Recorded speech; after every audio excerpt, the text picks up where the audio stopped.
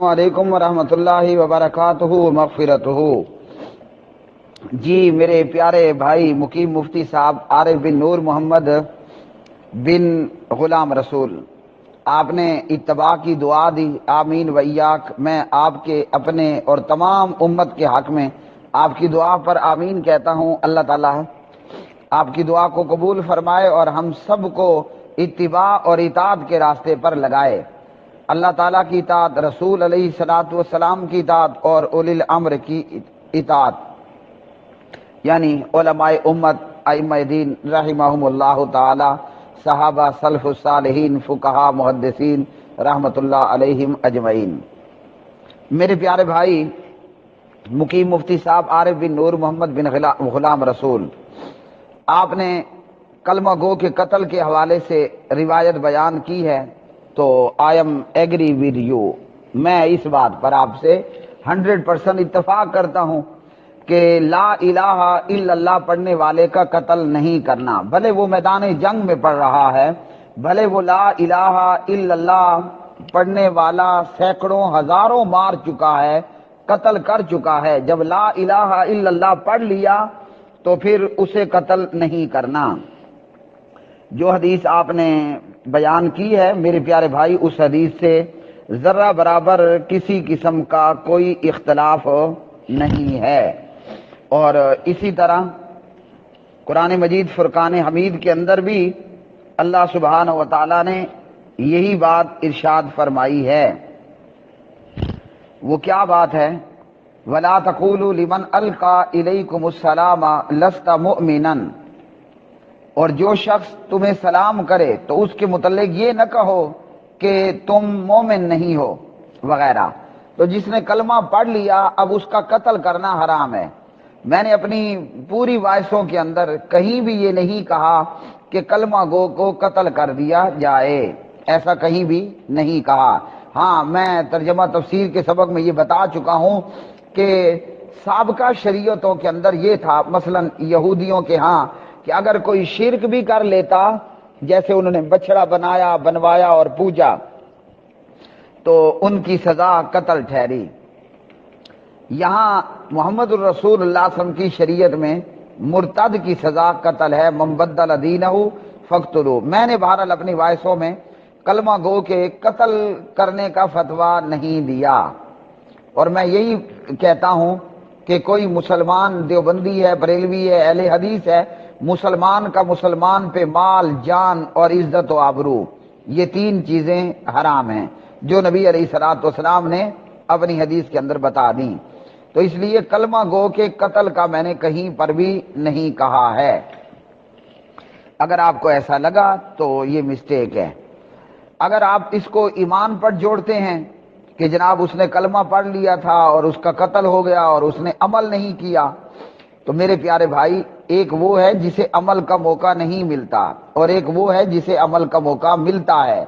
اسی کے ساتھ آپ نے مغفرت اور بخشش کی بات کہی، تو جی ہاں، نبی علیہ الصلوۃ والسلام گنہگار مسلمان، بلکہ آپ نے فرمایا میری شفاعت میری امت کے کبیرہ گناہوں کا ارتکاب کرنے والوں کے لیے ہے۔ اس میں شراب ہے، چوری ہے، زنا ہے، ڈاکہ ہے، ڈکیتی ہے، بہت سارے جرائم اور کرائم اور بلاತ್ಕಾರ اور ریپ سب کچھ موجود ہیں اس میں۔ تو میرے پیارے بھائی، یہ حدیث قول و فعل ایمان کا حصہ ہے، اس کے خلاف نہیں ہے، نہ یہ آیات نہ یہ احادیث۔ ایمان اور قول و فعل، اس متعلق میں تفصیلی جواب دے چکا ہوں۔ جب ایک چیز ہو گئی تو سو ہو گئی۔ بہرحال آپ نے کہہ دیا تو میں بتا دیتا ہوں۔ نبی علیہ الصلوۃ والسلام نے فرمایا لا الہ الا اللہ پڑھنے والا جنت جائے گا۔ صحابی نے پوچھا وَإِن زَنَا وَإِن سَرَقَ، آپ نے کہا جی ہاں وَإِن زَنَا وَإِن سَرَقَ۔ 3 مرتبہ یہ الفاظ کا تبادلہ ہوا، او کما قال علیہ الصلوۃ والسلام۔ تو ایک بندہ ہے وہ کلمہ پڑھتا ہے، عبادات اور اعمال بھی کرتا ہے، لیکن ساتھ میں گناہ بھی کر لیتا ہے، تو گناہ اس کے لیے اس کی سزا کی وجہ بنیں گے، اور نبی علیہ الصلوۃ والسلام ایسے لوگوں کے لیے شفاعت کریں گے۔ مثلا بندہ مومن تھا، کلمہ پڑھنے والا تھا، قول و فعل کا مجموعہ یعنی نماز، روزہ، حج، زکوٰۃ یہ بھی رکھتا تھا، لیکن یہ ہے کہ زنا کا مرتکب بھی ہو جاتا تھا، شراب بھی پی لیتا تھا، اور کوئی اس طرح کے جرم جرائم ہیں وہ اس سے سرزد ہو جاتے تھے۔ تو پیارے نبی علیہ السلام ایسے گناہگاروں، کبیرہ گناہوں کے مرتکب لوگوں کے لیے شفاعت کریں گے۔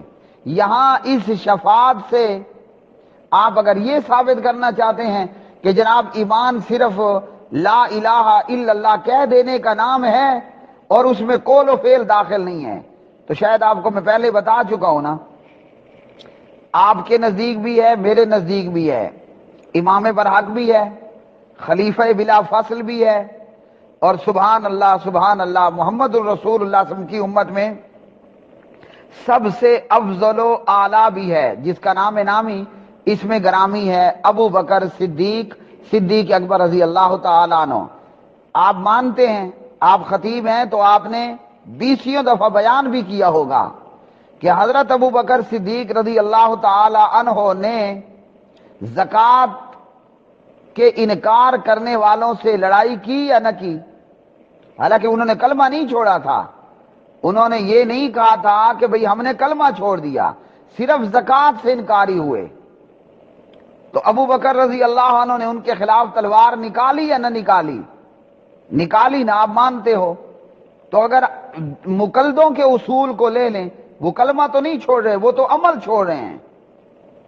زکوٰۃ اپنے مال سے دینا ایک عمل ہے نا، ایک پریکٹیکل ہے کہ آپ اپنے پاس موجود سونے پر 7.5 تولے پر سال بعد 2.5% زکوٰۃ دیں، یا چاندی 52.5 پر آپ سال بعد 2.5% زکوٰۃ دیں، یہ ایک عمل ہے، یہ فعل ہے۔ انہوں نے یہ نہیں کہا تھا کہ ہم لا الہ الا اللہ چھوڑ رہے ہیں۔ اور ابو بکر کو کہا گیا کہ وہ تو کلمہ پڑھنے والے ہیں، لیکن اس کے باوجود ابو بکر رضی اللہ عنہ نے کیا کیا؟ زکوٰۃ کے منکروں کی گردنیں اتار دی گئیں، ان کا مال لوٹ لیا گیا، ان کی عورتوں کو لونڈیاں بنا لیا گیا۔ آپ نے پڑھا ہے نا، انہوں نے کلمہ چھوڑا تھا کہ نہیں؟ انہوں نے زکوٰۃ کا انکار کیا، اور اس پر کئی علماء نے یہ بھی لکھا کہ انہوں نے کہا کہ جناب ہم زکوٰۃ خلیفے اور بیت المال کو نہیں دیں گے، لیکن منکرین زکوٰۃ کے خلاف ابو بکر نے قتال کیا، لڑائی کی، اور ان کی گردنیں اتار دی، گردنیں کاٹ دی۔ تو اس لیے گناہگار ہونا اور بات ہے، قول و فعل کا چھوڑ دینا یہ دوسری بات ہے۔ ہاتھی کا کان خرگوش کو، اور خرگوش کا کان بھینس کو لگانے کی کوشش مت کریں۔ اللہ تعالیٰ آپ کو برکتیں دے۔ کئی دفعہ جملے اگر بات کرتے ہوئے تھوڑے سے ان میں مرچ مسالہ یا تیزی آ جائے تو میرے بھائی مقیم مفتی صاحب عارف بن نور محمد بن غلام رسول، میں پہلے بھی اور بعد میں بھی I am very very sorry کرتا ہوں۔ صرف آپ کو ہی سنانا مقصد نہیں ہے، الحمدللہ میری وائس میری انگلی اٹھانے کے بعد انلمیٹڈ لوگوں تک پہنچتی ہے، تو پوری امت کی اصلاح کی غرض سے میں بات کر رہا ہوں، جو بھی اس بات کو، اس وائس کو سن لے گا۔ اس لیے اگر لا الہ الا اللہ پڑھتا ہے اور زکوٰۃ کا انکار کرتا ہے تو وہ واجب القتل ہو جائے گا، اس کے لا الہ الا اللہ نے اسے کوئی فائدہ نہیں دینا۔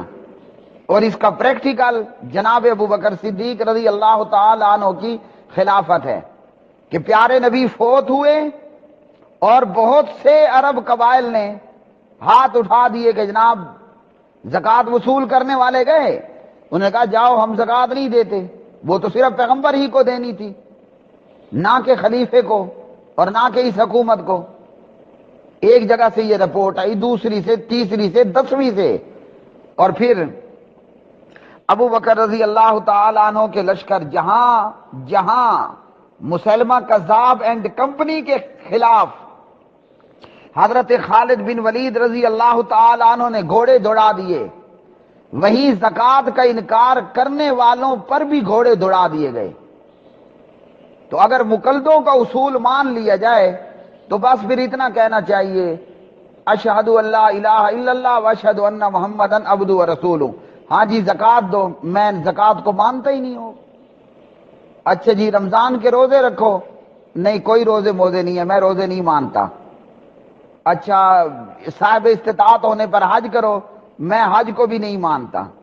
کوئی بندے دا پتر ایسا ہوگا کہ جو اس کو کہے تو مسلمان ہے؟ لیکن مقلدوں کے اصول کو دیکھ لیا جائے تو ان کے نزدیک بے نمازی بھی مومن ہے اور نمازی بھی مومن ہے۔ اگر بے نمازی بھی مومن ہے تو نمازی کو کیا مصیبت پڑی ہے کہ سردیوں میں جناب کتنی، ابھی تو میرے ملک میں میرے علاقے میں سردی بہت کم پڑ گئی ہے، ورنہ صبح صبح سردی میں اٹھنا اور آگے آگے ٹھنڈے ٹوٹیوں نلوں پہ آ کر وضو کرنا، ایک دفعہ تو آج چسکا جاتا تھا۔ اگر میں بھی مومن ہوں اور جو سویا ہوا نماز نہیں پڑھتا وہ بھی مومن ہے، مجھے کیا مصیبت ہے سردی میں اٹھ کر نماز پڑھنے کی؟ مفتی صاحب عارف بن نور محمد بن غلام رسول، آپ بھی مومن ہیں کہ آپ صبح صبح جا کر اگر امام ہیں تو نماز پڑھاتے ہیں، مقتدی ہیں تو پڑھتے ہیں۔ آپ کے محلے کے کئی لوگ 8 بجے تک سوئے رہتے ہیں، آپ کی گلی میں موجود کئی لوگ نماز کو نہیں آتے، سوئے ہوئے ہیں۔ کیوں؟ گرم گرم رضائی ہے۔ اور آپ کو تو جانتے ہیں نا، میں بھی جانتا ہوں، سننے والے بھی جانتے ہیں، سردیوں میں رضائی کتنا لطف دیتی ہے کہ سردیوں میں بندہ نیچے جو ہے وہ تلائی ہے، اوپر رضائی ہے، اتنی میٹھی کہ سبحان اللہ۔ رضائی سردیوں میں انتہائی میٹھی لگتی ہے۔ گرمیوں کا اے سی اتنی مٹھاس نہیں رکھتا جتنا سردیوں کی رضائی میٹھی رکھتی ہے۔ اب آپ صبح صبح نماز پڑھنے جاتے ہیں، آپ بھی مومن، اور جو 8 بجے تک آپ کا پڑوسی محلے دار گلی والا سویا ہوا وہ بھی مومن، تو آپ کو کیا مصیبت پڑی ہے؟ جب دونوں ہی مومن ہو تو پرے کرو۔ اس لیے بے نمازی کافر ہے۔ اور پھر اس پر میں آپ کو بتا چکا ہوں کہ علماء کے 2 قول ہیں، ایک نے کہا کہ فاسق بنے گا اور ایک نے کہا کہ نہیں کافر ہوگا۔ ایک نے کہا کہ انکار نماز کفر ہے اور دوسری نے کہا کہ نہیں، سستی سے بھی نماز چھوڑ دینا یہ کفر ہے۔ اور ہمارے معاشرے کے اندر آج بے نمازیوں کی بھرمار ہے، اس لیے بے نمازن کا جنازہ آیا نا مفتی صاحب، اور کوئی اور نہیں، میری مسجد کا مؤذن تھا اور ہے، اس کی ماں مر گئی، 20 سال سے میں اس بستی میں ہوں، اس عورت نے 20 سال میں نماز نہیں پڑھی۔ جب وہ مری تو اس کا بیٹا میرا مقتدی مجھے کہتا ہے میری اماں مر گئی ہے، اس کا جنازہ۔ میں نے کہا سلیم صاحب آپ میرے خطبوں میں 1000 دفعہ سن چکے ہیں کہ بے نمازی کافر ہے، تو میرا دماغ خراب ہے کہ میں بے نمازن کا جنازہ پڑھاؤں؟ نہیں پڑھایا۔ میں پورے 20 سال سردی گرمی نماز پڑھتا رہا، وہ بے نمازن رہی، اور اللہ نے آپ کو پیدا ہی کیوں کیا تھا؟ وَمَا خَلَقْتُ الْجِنَّ وَالْإِنسَ إِلَّا لِيَعْبُدُونَ۔ اللہ نے ہمیں اور آپ کو عبادت کے لیے پیدا کیا، اور عبادت میں آپ مانو گے سب سے سپریم عبادت جس متعلق کہا جاتا ہے نماز بندہ مومن کی معراج ہے۔ لو جی، ہاں، علماء سے سنا ہے نا کہ نماز بندہ مومن کی معراج ہے۔ تو عبادات میں سب سے سپریم عبادت کون سی ہے؟ نماز ہے۔ اور دور نبوی صلی اللہ، میں آپ کو بتا دوں، یقین کریں میں خود ڈرتا رہتا ہوں کہ یا اللہ بے نمازی نہ بنانا، بے نمازی نہ ہونے دینا، نمازی بنا کر رکھنا، یا اللہ بے نمازی نہ ہونے دینا، نمازی بنا کر رکھنا۔ صحابہ کرام رضوان اللہ علیہ مجمعین نبی علیہ السلام کے دور میں نماز سے وہ پیچھے رہتا جو پکا منافق ہوتا یا اتنا بیمار اور مریض ہوتا کہ 2 بندوں کے کندھوں کے سہارے گھسٹ گھسٹ کے نماز کے لیے آتا۔ اور آپ کو پتا ہے آپ کے اور میرے آقا جناب محمد الرسول اللہ صلی اللہ علیہ وسلم اپنے مرض الوفات میں ایسے بھی نماز کو آئے کہ آپ نے ایک طرف حضرت علی رضی اللہ تعالیٰ عنہ کے کندھوں پہ ہاتھ رکھا، دوسری طرف دوسرے کے، اور آپ نماز کے لیے آ رہے ہیں۔ راوی حدیث کہتے ہیں پیغمبر، اللہ اکبر، پیغمبر فدا ہو ابی و امی، جناب محمد الرسول اللہ صلی اللہ علیہ وسلم دو بندوں کے کندھوں کے سہارے اپنے مرض الوفات میں نماز کے لیے آتے ہیں، اور آپ صلی اللہ علیہ وسلم کے قدم مبارک، پاؤں مبارک گھسٹ رہے ہیں۔ اور آپ کو پتا ہے نبی علیہ الصلوۃ والسلام اپنے مرض الوفات میں کون راویہ ہیں؟ اماں جی سیدہ عائشہ رضی اللہ تعالی عنہا، جو میری بھی ماں ہے اور آپ کی بھی ماں ہے اور تمام مومنوں کی ماں ہے، وہ کہتی ہیں پیغمبر اپنے مرض الوفات میں آخری لمحات میں یہ فرماتے ہیں کہ اپنے غلاموں اور لونڈیوں کا خیال کرنا اور نماز کا خیال کرنا، او کما قال علیہ الصلوۃ والسلام۔ یہ ہے نماز۔ اور جب مفتی کہے گا، مولوی کہے گا بے نمازی بھی مومن ہے اور نمازی بھی مومن ہے، وہ کسی کو کیا مصیبت پڑی ہے کہ جناب وہ سردی میں صبح اٹھ کے آئے؟ اور آپ تو جانتے ہیں نا کہ شادی شدہ رضائی میں اکیلا نہیں ہوتا، ایک گرم گرم رضائی اور اس میں ساتھ میں گرم گرم بیوی۔ اب کون صبح صبح اٹھ کے آئے گا؟ آئے گا جب وہ ہے ہی مومن تو وہ کہتا ہے میں مومن تو ویسے ہی ہوں، پڑھا رہا ہوں۔ کسی کا دماغ خراب ہے کہ وہ جناب سیکنڈ ٹائم میں اپنی دکان پر گاہکوں کے رش سے اٹھ کر آپ کی مسجد میں سننے والی اذان حی علی الصلاۃ اور حی علی الفلاح پر لبیک کہے؟ وہ تو کہے گا نا کہ مفتی عارف بن نور محمد بن غلام رسول نے فرما دیا کہ بے نمازی بھی مومن ہے، تو اس کا دماغ تو نہیں خراب کہ وہ آپ کے پیچھے نماز پڑھنے کے لیے آئے؟ 1 سے 2 منٹ وضو میں، یا وضو اور استنجا ملا کر 5 منٹ یہ لگا دیں، 5 منٹ آپ فرض پڑھائیں گے، 10 منٹ تو کم سے کم اس کے 10 منٹ تو گئے نا۔ 10 منٹ کے اندر اگر 5 گاہک کی بھی آئے تو اس کا 200 کا تو نفع جاتا رہا نا۔ جب آپ نے فتویٰ دیا کہ وہ مومن ہے، وہ کہے گا پڑھے کرو نماز کو، پڑھ لیں گے نا، کہیں جا تو نہیں رہی ہے، پڑھ لیں گے کہیں جا تو نہیں رہی ہے۔ میں جیسے ایک اپنے دوست کی دکان پہ گیا، وہ خود بھی بیٹھا ہے اور جناب اس کا بچہ بھی جلیبیاں تل رہا ہے، جلیبی آپ جانتے ہیں نا، تو وہ اٹھ کر اسی وقت نماز کے لیے جا رہا ہے۔ میں نے کہا یہ نماز کا وقت ہے کہ یہ نماز کے ساتھ دشمنی ہے کہ جب بالکل غروب آفتاب قریب ہے، تو جب آپ نے مولویوں نے فتویٰ دیا کہ بے نمازی بھی مومن ہے، تو میرے بھائی کون اپنی تلتی ہوئی جلیبیوں کو چھوڑ کے نماز کو آئے گا؟ اس لیے آپ نے دیکھا ہے، نہیں تو اپنے انڈیا میں نکل کر آپ دیکھیں، باقی نمازوں میں نہیں، نماز مغرب میں آپ دیکھ لیں، ادھر سے اذان ہو آپ اس دن کی نماز لیٹ کریں اور بازار میں گھومیں، کتنے بندے مسجد میں ہیں اور کتنے جلیبیاں تل رہے ہیں، کتنے مسجد میں ہیں اور کتنے بیٹھ کر پکوڑے بنا رہے ہیں۔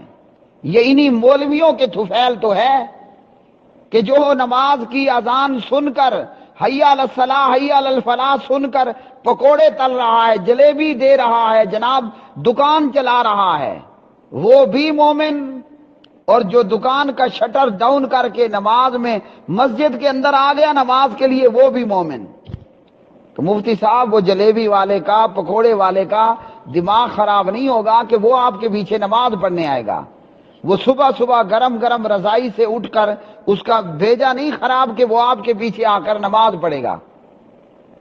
نہیں تو اپنے محلے میں، شاید آپ کا محلہ بہت اعلیٰ مومنوں کا ہو تو پرلے محلے میں دیکھ لینا، ویسے میں آپ کی محلے کی بات کر رہا ہوں، اپنے محلے میں دیکھیں صبح آپ کے پیچھے نمازی کتنے ہیں اور گھروں میں سوئے ہوئے ہٹے کٹے کتنے ہیں۔